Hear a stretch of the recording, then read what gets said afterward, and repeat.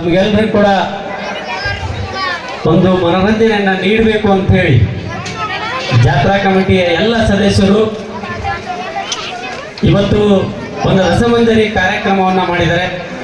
ಆ ಕಾರ್ಯಕ್ರಮದ ಉದ್ಘಾಟನಾ ಸಮಾರಂಭದ ಅಂಗವಾಗಿ ಸಮಯದ ಅಭಾವ ಇರುವುದರಿಂದ ಅವರನ್ನದೇ ವೇದಿಕೆ ಮೇಲೆ ಆಸೀನರಾದಂಥ ಎಲ್ಲ ಗಣ್ಯಮಾನ್ಯರಿಗೆ ವಂದಿಸುತ್ತಾ ಕಾರ್ಯಕ್ರಮದಲ್ಲಿ ಭಾಗವಹಿಸಿದಂಥ ಎಲ್ಲ ನನ್ನ ತಾಯಂದಿರ ಪಾದಕಮಲಗಳಿಗೆ ನನ್ನಂತ ನಮಸ್ಕಾರ ಅರ್ಪಿಸುತ್ತಾ ಗ್ರಾಮದ ಎಲ್ಲ ನನ್ನ ಆತ್ಮೀಯ ಸ್ನೇಹಿತರೆ,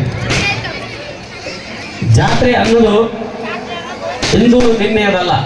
ಈ ಜಾತ್ರೆ ಅನ್ನೋದು ಪುರಾತನ ಕಾಲದಿಂದಲೂ ಕೂಡ ಈ ನಮ್ಮ ಸಂಸ್ಕೃತಿಯಲ್ಲಿ ಈ ಜಾತ್ರೆಗಳನ್ನು ನಾವು ಮಾಡ್ಕೋತಾ ಬರ್ತಾ ಇರ್ತೀವಿ.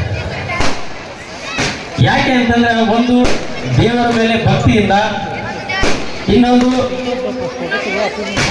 ನಾವೆಲ್ಲ ಇಷ್ಟು ದಿನ ಹೊಲಗಳಲ್ಲಿ ಇಲ್ಲಿ ದುಡಿದು ಮಾಡಿ ಈಗೆಲ್ಲ ರಾಶಿ ಗೀಸಿ ಆಗಿರ್ತದೆ, ಫ್ರೀ ಇರ್ತೀವಿ. ಇವಾಗ ಏನಪ್ಪ ಅಂತಂದ್ರೆ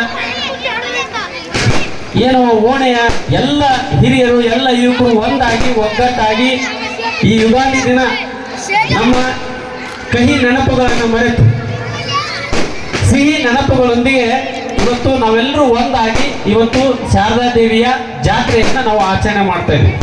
ಹೀಗೆ ನಮ್ಮ ಸಂಸ್ಕಾರ, ನಮ್ಮ ಸಂಸ್ಕೃತಿ, ನಮ್ಮ ಪರಂಪರೆ, ನಮ್ಮ ಭಾರತ ದೇಶದ ಪರಂಪರೆ ಇಡೀ ಜಗತ್ತಿಗೆ ಮಾದರಿಯಾದದ್ದು. ಇವತ್ತು ನಾವು ನಮ್ಮ ಭಾರತೀಯ ಸಂಸ್ಕೃತಿಯಲ್ಲಿ ಭಾರತೀಯರಿಗೆ ಹೊಸ ದಿನ ಯಾವುದಪ್ಪ ಅಂತಂದ್ರೆ ಯುಗಾದಿನೇ ಹೊಸ ದಿನ, ಇದೇ ಹೊಸ ವರ್ಷ. ಯಾಕೆಂದ್ರೆ ಈ ಹೊಸ ವರ್ಷಕ್ಕೆ ಪ್ರಕೃತಿ ಏನಾಗುತ್ತೆ ಅಂದ್ರೆ ಎಲ್ಲ ಗಿಡ ಮರಗಳು ಚಿಗುರ್ತವೆ. ಆ ಚಿಗುರಿನೊಂದಿಗೆ ನಮ್ದು ಹೊಸ ವರ್ಷ ಸ್ಟಾರ್ಟ್ ಆಗುತ್ತೆ. ಅದಕ್ಕೆ ನಾ ಹೇಳಿದಿಷ್ಟೇ, ನಾವೆಲ್ಲ ಇವತ್ತು ಎಲ್ಲ ಭೇದ ಭಾವಗಳನ್ನು ಎಲ್ಲವನ್ನ ಮರೆತು ಎಲ್ಲ ಧರ್ಮದ ಜನಾಂಗದ ಎಲ್ಲರೂ ಸೇರಿ ಒಟ್ಟಾಗಿ ಇವತ್ತು ಪ್ರೀತಿಯಿಂದ ಇವತ್ತು ನಾವು ಖುಷಿಯಿಂದ ಜಾತ್ರೆಯನ್ನ ಇವತ್ತು ನಾವು ಆಚರಣೆಯನ್ನ ನಾವು ಮಾಡ್ತಾ ಇದ್ದೇವೆ. ಇದು ನಮ್ಮ ಸಂಸ್ಕಾರ, ಇದು ನಮ್ಮ ಸಂಸ್ಕೃತಿ. ಇದು ಹೀಗಾಗಿ ಇವತ್ತು ಬಹಳ ಜನ ಮನೆಯಲ್ಲಿ ಅಕ್ಕಂಗಿರ್ತಾರೆ, ಅವರೆಲ್ಲ ಮದುವೆ ಮಾಡ್ಕೊಂಡಿರ್ತೀವಿ. ಈ ಜಾತ್ರೆ ದಿನ ಏನಪ್ಪ ಅಂದ್ರೆ ಅಕ್ಕ ಏನಾದರೂ ಸೆಟ್ ಮಾಡಿದ್ಲಪ್ಪ ಅಂದ್ರೆ ಈ ಜಾತ್ರೆಗೆ ತಮ್ಮದೇರು ಆಂಧ್ರದೇರು ಹೋಗಿ ಕೈಕಾಲು ಮುಗಿ ಬಾರವ ಜಾತ್ರೆಗೆ ಅಂತ ಕರ್ಕೊಂಡ್ಬಂದು ಅವ್ರ ಸೀರೆ ಉಡಿಸಿ ಈ ಜಾತ್ರೆಯನ್ನ ನಾವು ಸಂತೋಷದಿಂದ ಎಲ್ಲ ಕುಟುಂಬದ ಎಲ್ಲ ಸದಸ್ಯರು, ಓಣೆ ಎಲ್ಲ ಸದಸ್ಯರು ಎಲ್ಲರೂ ಒಗ್ಗಟ್ಟಾಗಿ ಈ ಏನಪ್ಪ ಜಾತ್ರೆ ಸವಿಯನ್ನ ನಾವು ಅನುಭವಿಸ್ತಾ ಇರ್ತೀವಿ.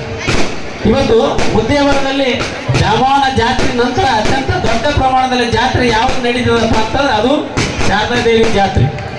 ಇವತ್ತು ಎಲ್ಲ ಯುವಕರು ನೀವೆಲ್ಲ ಹೋಗಿ ಎಲ್ಲರೂ ಮನೆಗೆ ಹೋಗಿ ಎಲ್ಲರ ಹತ್ರ ಏನು ದಕ್ಷಿಣ ಕೊಡ್ತಾರೆ ಅದನ್ನೆಲ್ಲ ತಗೊಂಡು ಪಟ್ಟಿಯನ್ನು ತಗೊಂಡು ಪ್ರೀತಿಯಿಂದ ಯಾರು 1 ರೂಪಾಯಿ ಕೊಡಲಿ 10 ರೂಪಾಯಿ ಕೊಡಲಿ ಎಷ್ಟೇ ಕೊಡಲಿ ಅದೆಲ್ಲವನ್ನ ಕೂಡಿಟ್ಕೊಂಡು ನೀವೆಲ್ಲರೂ ಸೇರಿ ಇವತ್ತೇನು ಮಾಡ್ತಾ ಇದ್ದೀರ ಬಹಳ ತುಂಬಾ ಸಂತೋಷದ ವಿಷಯ.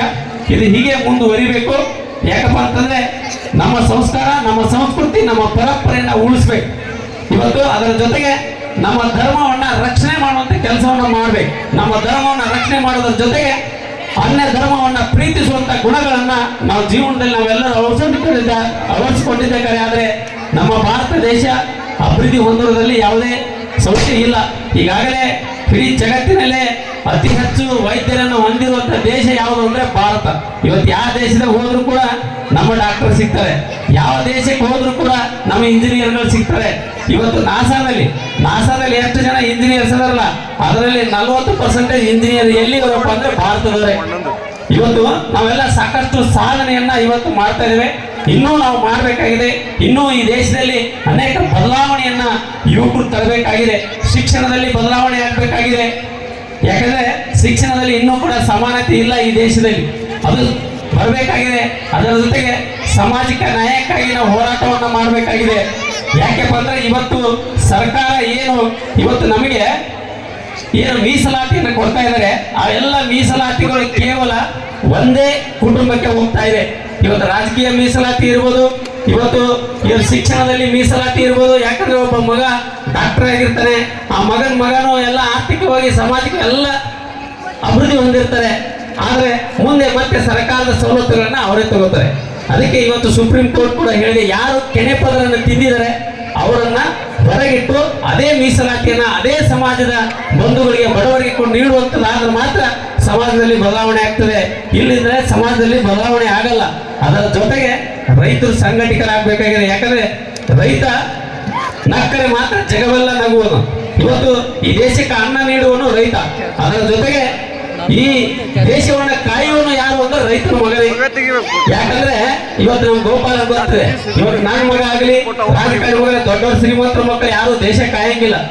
ಯಾರು ಕಾಯೋರು ಅಂದ್ರೆ ದೇಶವನ್ನ ಯಾರು ರಕ್ಷಣೆ ಮಾಡ್ತಾರಪ್ಪ ಅಂದ್ರೆ ಅದು ರೈತರ ಮಗನೇ, ಅದು ಬಡವನ ಮಗನೇ ಸೈನಿಕನಾಗಿ ಗಡಿಯಲ್ಲಿ ದೇಶವನ್ನ ಕಾಯ್ತಾನೆ. ಅದಕ್ಕೆ ಹೇಳುದು, ಇವತ್ತು ರೈತರ ಋಣವನ್ನ, ಸೈನಿಕನ ಋಣವನ್ನ, ಗುರುವಿನ ಋಣವನ್ನ, ತಾಯಿಯ ಋಣವನ್ನ ಎಷ್ಟು ನಾವು ಎಷ್ಟೇ ಅವರ ಸೇವೆ ಮಾಡಿದ್ರು ಕೂಡ ಅವ್ರ ಋಣವನ್ನು ನಮ್ಗೆ ತೀರ್ಸಕ್ಕಾಗಲ್ಲ. ಆ ನಿಟ್ಟಿನಲ್ಲಿ ನಾವು ಮೊದಲು ನಮ್ಮ ತಾಯಿ ಯಾರಪ್ಪ ಅಂದ್ರೆ ನಮ್ಮ ಹೆತ್ತ ತಾಯಿನೇ ಮೊದಲನೇ ದೇವರು ಅನ್ನುವಂಥ ಭಾವನೆಯನ್ನ ನಾವೆಲ್ಲ ಯುವಕರು ಜೀವನದಲ್ಲಿ ಅಳವಡಿಸ್ಕೊಂಡು ನಡಿಬೇಕು. ಯಾಕಂದ್ರೆ ಬಹಳ ಜನ ನಾವೆಲ್ಲ ಮಕ್ಕಳಲ್ಲಿ ಏನಪ್ಪ ಮದುವೆ ಆದ್ಮೇಲೆ ತಂದೆ ತಾಯಿನ ಏನ್ ಮಾಡ್ತೀವಿ, ದೂರ ಇಟ್ಕೋತೀವಿ. ಹಂಗ ಆಗ್ಬಾರ್ದು. ಯಾಕಂದ್ರೆ ನಿಜವಾಗಿ ಯಾರಪ್ಪ ಅಂತಂದ್ರೆ ನಮಗೆ ಏನಪ್ಪ ನಮ್ಮ 9 ತಿಂಗಳು ಹೊತ್ತು ಸಾಕಿದಂತ ತಾಯಿ ಋಣ ಬಹಳ ದೊಡ್ಡದಿರ್ತದೆ. ಆ ರೀತಿ ಆಗಿದೆ. ಯಾಕಂದ್ರೆ ಇವತ್ತು ಬಹಳ ಜನ ನೋಡ್ತೀವಿ ನಾವೆಲ್ಲ ಸಿಟಿ ಒಳಗೆಲ್ಲ ಇರೋರಂತ್ರ ಬಹಳ ಜನ ಏನ್ ಮಾಡ್ತಾರಪ್ಪ ಅಂದ್ರೆ ತಾಯಿ ತಂದಿನ ಏನ್ ಮಾಡ್ತಾರಪ್ಪ ಅಂದ್ರೆ ರುದ್ರಾಕ್ಷಿ ಬಿಟ್ಟು ಬರ್ತಾರೆ. ಆ ಸಂಸ್ಕಾರ ನಮ್ಮದಲ್ಲ.